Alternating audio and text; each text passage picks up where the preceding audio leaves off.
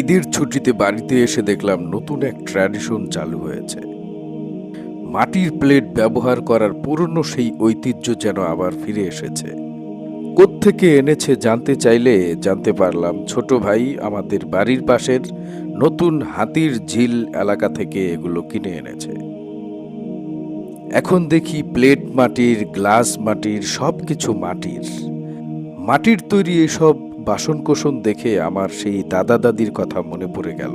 আমি দেখেছি আমার দাদি মাটির বাসনে খাবার খেত এবং মাটির গ্লাস ছিল, মাটির লোটা ছিল, সেগুলো মনে পড়ে গেল।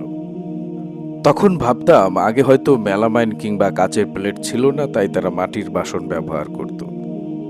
এখন বুঝতে পারছি মাটির থালা বাসন ব্যবহারের মধ্যে আলাদা একটা শান্তি আছে। আরেকজন ছোট গেদা মাটির থালায় খেতে বসেছে, তাকে জিজ্ঞেস করলাম কেমন লাগছে। মিষ্টি হাসি দিয়ে বলল, ভালোই লাগছে, খারাপ না। আপনারাও ব্যবহার করে দেখতে পারেন মাটির থালা বাসন কেমন লাগে।